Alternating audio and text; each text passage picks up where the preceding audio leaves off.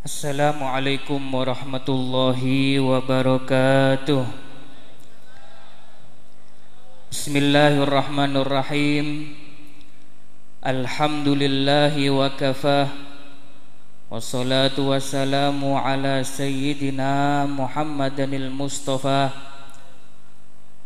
Sayyidina Muhammadin wa ala alihi wa sahbihi wa man walah. Wala haula wala quwwata illa billahil aliyyil azim. Amma ba'du.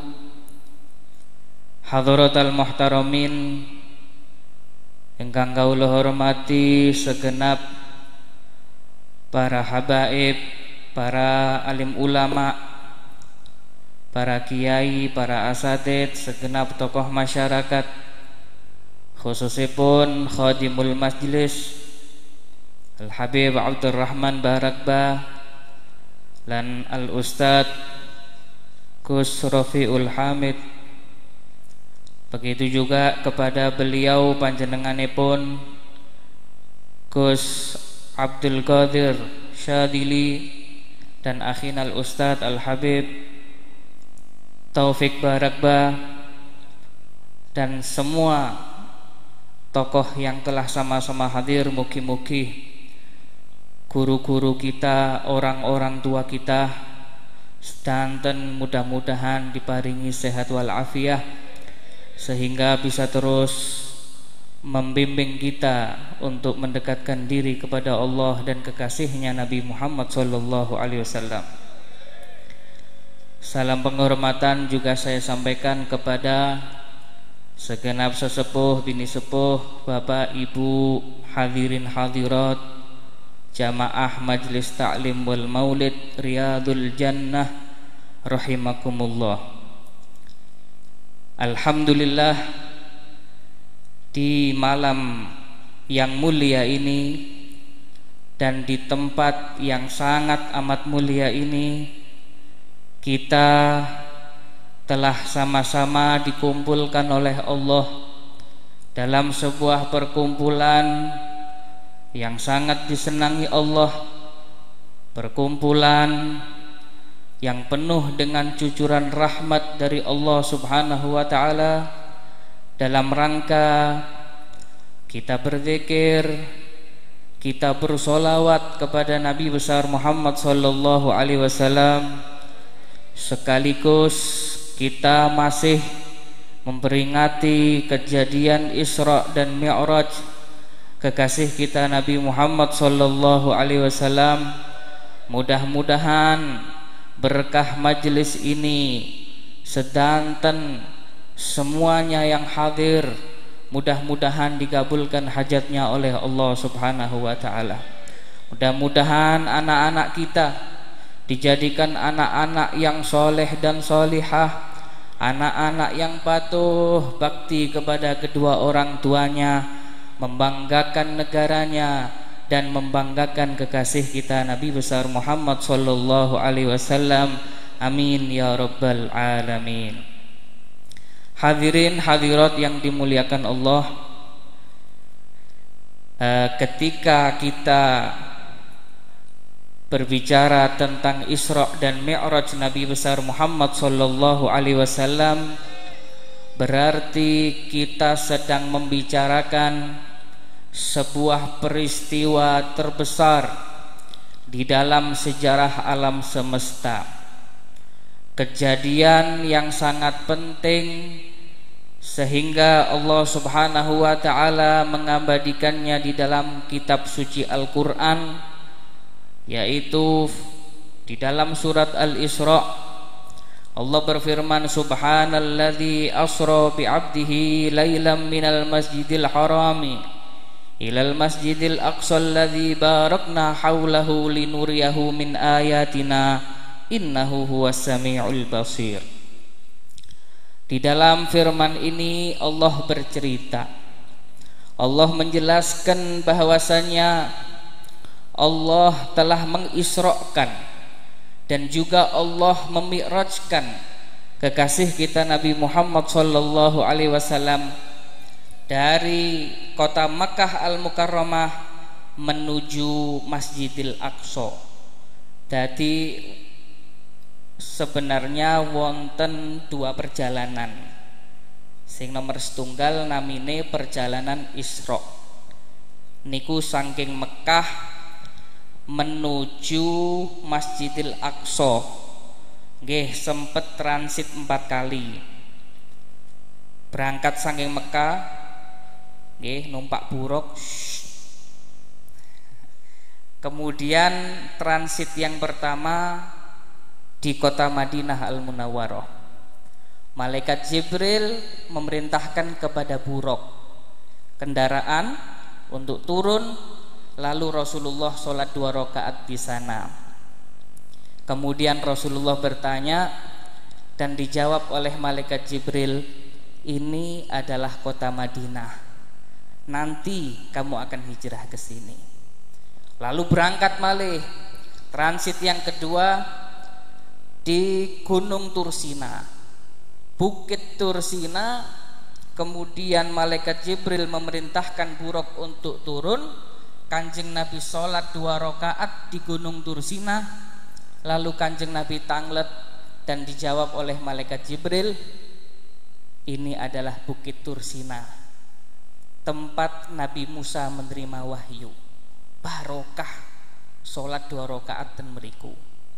Kemudian berangkat lagi, turun di satu tempat namanya Baitul Lahmin atau dikenal dengan Bethlehem. Transit ten meriku, kanjeng Nabi sholat 2 rakaat, lalu kanjeng Nabi tanglet dan dijawab oleh malaikat Jibril, ini adalah Baitul Lahmin, tempatnya Nabi Allah Isa alaihissalam dilahirkan.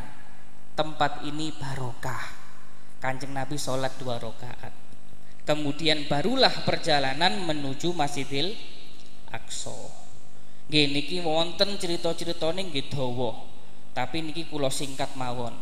Intinya ten mriki wonten ajaran saking Kanjeng Nabi Muhammad sallallahu alaihi wasallam, ketika kita mendatangi sebuah tempat yang barokah, sunnah kita sholat 2 rakaat ten mriku.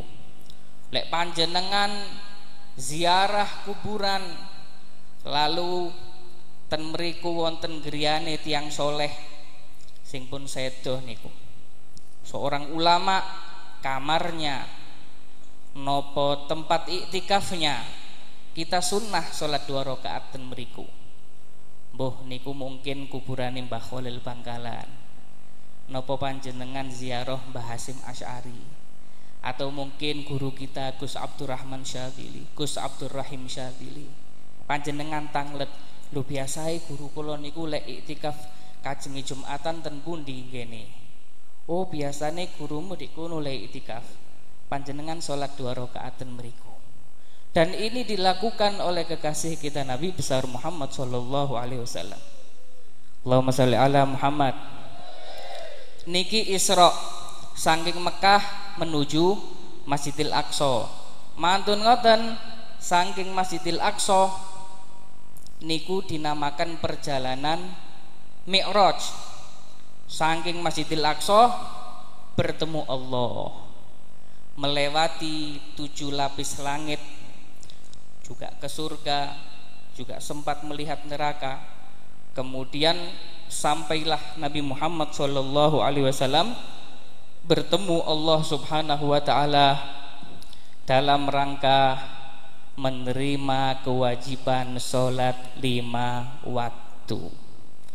Jadi minimal niki nggih, tujuannya Isra Mi'raj niku minimal wonten kali. Yang pertama, Allah ingin menghibur Nabi Muhammad dan ingin menunjukkan kepada Nabi Muhammad tentang kebesaran Allah. Linuriyahu min ayatina.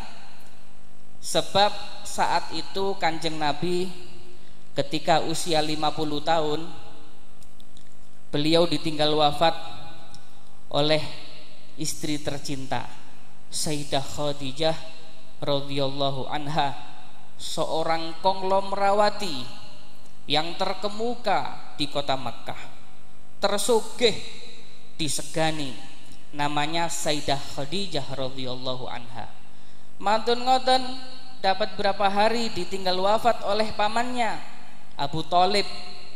Abu Thalib juga orang yang disegani di kota Mekah. Tadi singen niku tiang-tiang Quraisy Mekah lek kajenging Kanjeng nganggu Kanjeng Nabi, ingin menyakiti Kanjeng Nabi niku tasik wonten rime, sik wonten sing didelok, wonten Abu Thalib, wonten Sayyidah Khadijah. Dua orang yang sangat mencintai dan membela Nabi Muhammad sallallahu alaihi wasallam. Hartanya murah untuk Nabi Muhammad sallallahu alaihi wasallam.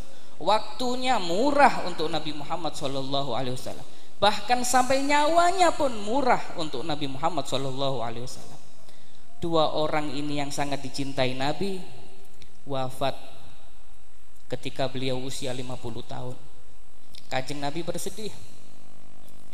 Beliau bersedih sampai di dalam sejarah waktu itu dinamakan dengan Amul Huzun, yaitu tahun kesedihan. Ketika masuk usia 51 tahun, ketika Rasulullah tidur di Mekah, Rasulullah diajak untuk melaksanakan Isra dan Mi'raj, untuk bertemu Allah Subhanahu wa taala. Allah tunjukkan, ini loh kekuasaan Allah, ini kebesaran Allah. Jangan khawatir sama orang-orang Quraisy Mekah, Abu Jahal, Abu Lahab kecil. Ini lihat kekuasaan Allah. Satu malaikat saja bisa menghabiskan semua manusia. Tunjukkan tentang kebesaran Allah. Sampai langit ke-7, sampai masuk neraka, melihat neraka, masuk surga, sampai bertemu Allah Subhanahu wa taala. Ini tujuan yang pertama, linuriyahu min ayatina, untuk menunjukkan kebesaran Allah dan menghibur Nabi Muhammad sallallahu alaihi wasallam. Kemudian juga mendapatkan kewajiban sholat 5 waktu. Niki minimal.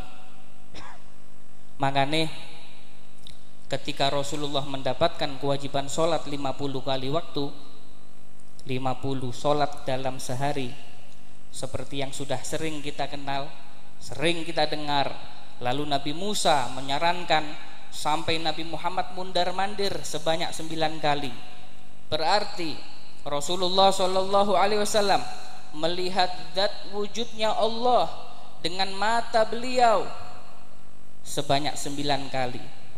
Dikorting 5, dikorting lagi, sampai menjadi 5 kali di dalam sehari. Dan Allah meletakkan kelezatan, Allah letakkan kelezatan yang ada pada diri Nabi Muhammad ketika berhadapan dengan Allah. Itu Allah letakkan setiap Nabi melaksanakan sholat 5 waktu. Makanya Kanjeng Nabi tahu ngeten, wa ju'ilat qurratu aini fi sholah, dan Allah jadikan kesenangan saya, kegembiraan saya di dalam sholat. Setiap Rasulullah melaksanakan sholat, beliau merasakan lezah sebagaimana lezah beliau bertemu dengan Allah Subhanahu wa taala. Makanya singen Kanjeng Nabi lek ngengken Bilal, sahabat Bilal, nyuruh azan mboten ngeten, azin ya Bilal, azanlah wahai Bilal, mboten. Kanjeng Nabi ngengken ngeten, arihni ya Bilal, senengken hatiku wahai Bilal. Niku Bilal langsung semerap. Maksudnya Kanjeng Nabi adalah azan. Kanjeng Nabi ingin sholat. Kalau menyuruh Bilal azan, arihni ya Bilal, senengken hatiku wahai Bilal. Akhirnya Bilal melaksanakan azan. Ini adalah ibadah yang sangat disenangi dan dicintai oleh Nabi Muhammad sallallahu alaihi wasallam, adalah as-shalah. Coba kita bayangkan. Lek kula kali panjenengan baca sejarah perang Badar niku. Terjadi 17 Ramadan. Niki menarik dijadikan renungan. 17 Ramadan Kanjeng Nabi poso. Beliau lapar. Nggih. Beliau haus. Beliau letih di tengah-tengah padang pasir di Jazirah Arab sana. Itu kalau sudah masuk musim panas, itu panjenengan meletakkan telur ditaruh di atas batu, itu bisa menjadi setengah mateng. Endok niku saking panasnya. Dan tahun kemarin kalau tidak salah atau tahun ini Mekah sampai 60 derajat Celcius. Jadi mendekati mendidih 60 derajat -100. Nah, lah kok tiang-tiang mboten krasa, Beb? Nggih. Wong sakniki modern. Mudhun ten bandara AC. Mantun wonten numpak taksi AC. Nang hotel AC. Nang Masjidil Haram AC. Enggak krasa. Coba napa melampah-melampah ten padang pasir krasa panase. Lah niki Kanjeng Nabi nggih ngoten, pas perang Uhud, perang Badar, Rasulullah saat itu merasakan letih, beliau haus, beliau lapar, beliau capek. Pertanyaannya, apakah beliau masih meninggalkan sholat? Tidak. Padahal beliau adalah Habibullah, kekasih Allah. Sampai disebutkan di dalam hadis qudsi, laulaka ya Muhammad ma khalaqtun nar, ma khalaqtul jannah, walaulaka ya Muhammad ma khalaqtun nar. Di dalam riwayat yang lain, walaulaka ya Muhammad ma khalaqtus samawati wal ard. Kalau bukan karena kamu ya Muhammad, enggak saya ciptakan surga, tidak saya ciptakan neraka, tidak saya ciptakan alam semesta. Artinya Allah menciptakan surga, Allah menciptakan neraka, Allah menciptakan alam semesta karena Allah akan menciptakan kekasih kita Nabi Muhammad sallallahu alaihi wasallam. Allahumma shalli ala Muhammad. Coba sangat mulianya Rasulullah, luar biasa. Tapi apakah boleh meninggalkan sholat 5 waktu? Habibullah, kekasihnya Allah, masih tetap melaksanakan sholat 5 waktu sampai beliau wafat. Bahkan beliau tidak pernah meninggalkan takbiratul ihram di dalam hidupnya. Mboten nate masbuk Kanjeng Nabi. Nah, ini adalah contoh qudwah kita, kekasih kita Nabi Muhammad sallallahu alaihi wasallam. Maka dari itu monggo sareng-sareng kita semuanya bersama-sama untuk mendidik anak-anak kita, mengajak istri-istri kita dan diri-diri kita semuanya untuk senantiasa menjaga sholat 5 waktu. Karena sesungguhnya inilah ibadah yang terwajib di dalam Islam, sehingga ketika kita masuk ke alam kubur, yang pertama kali ditanya adalah sholatnya. Inna awwala ma yuhasabu bihil abdu yaumal qiyamah sholatuhu. Sesungguhnya yang pertama kali akan ditanya pada hari kiamat, sing pertama kali ditakokno niku sholatnya.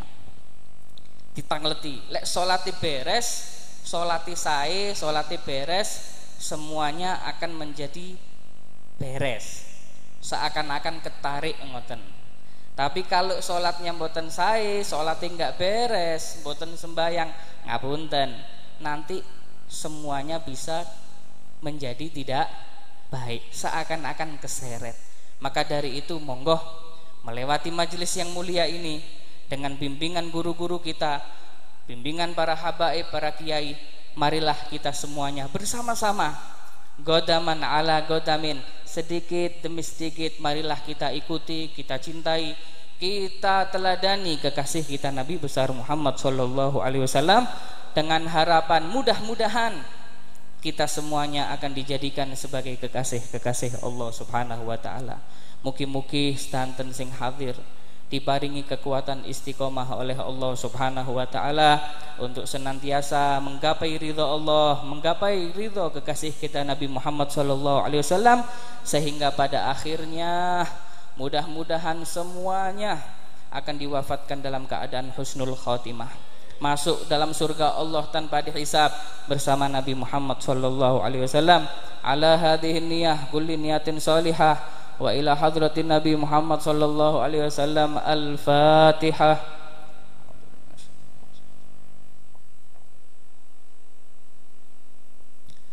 Itulah mungkin dari saya, kurang lebihnya saya mohon maaf. Kisahnya pun juga disingkat-singkat, mengingat waktu juga sudah sangat singkat. Mudah-mudahan sedikit ini bisa bermanfaat bagi kita semuanya. Wabillahi taufiq walhidayah. Wassalamualaikum warahmatullahi wabarakatuh.